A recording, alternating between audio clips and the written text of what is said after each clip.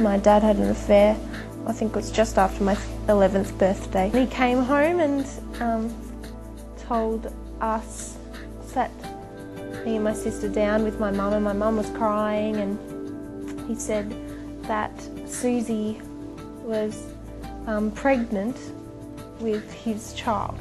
And I was just in shock because I knew Susie, I was in choir with her daughter and my dad, and that's how Dad and Susie met.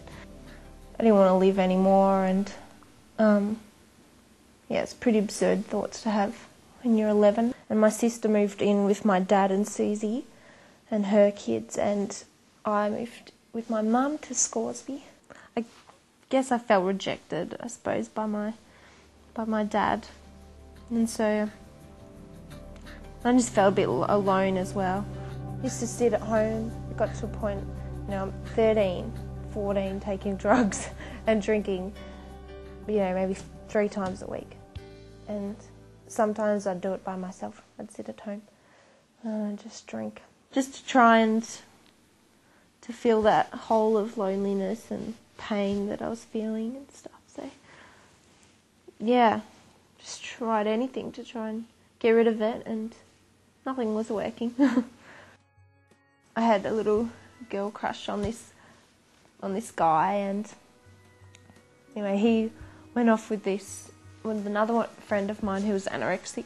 I just kind of felt like to be accepted by people and if I was ever to be loved, I had to be skinny. So yeah, that's when I started being bulimic, and whatever I did eat, I had to throw it up. So maybe don't include that part. It's gross. I was asking all the questions about life and why am I here, and there has to be more to this. And there was a group called Young Life that came into my school, a group of youth workers, and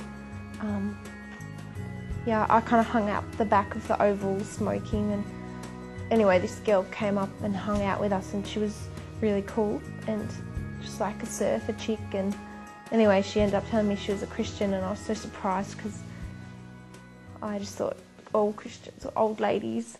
Anyway, I got to know her and stuff, and she was such a real person. She wasn't fake like everyone I hung out with. And anyway, I asked if I could go to her church one day, and then yeah, I went along. That was my first time at church. Yeah.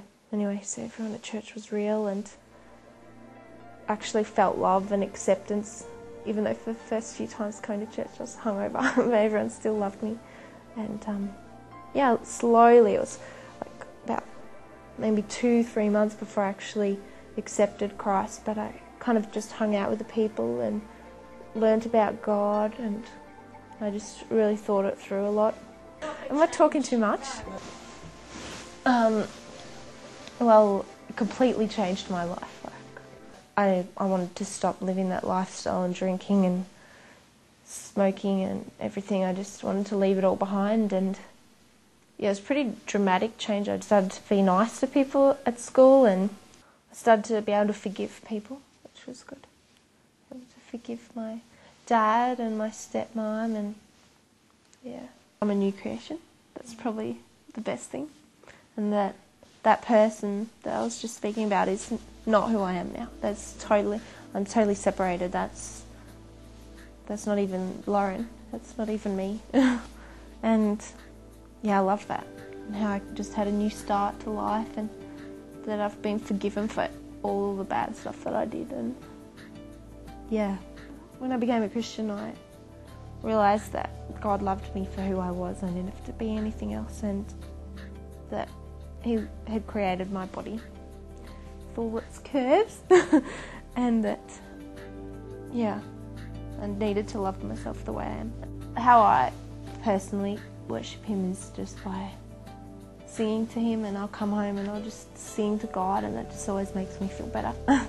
And yeah, just talking to Him, and yeah, painting also helps me express how I'm feeling, and yeah, I really feel God's pleasure when I'm doing that stuff, singing as well.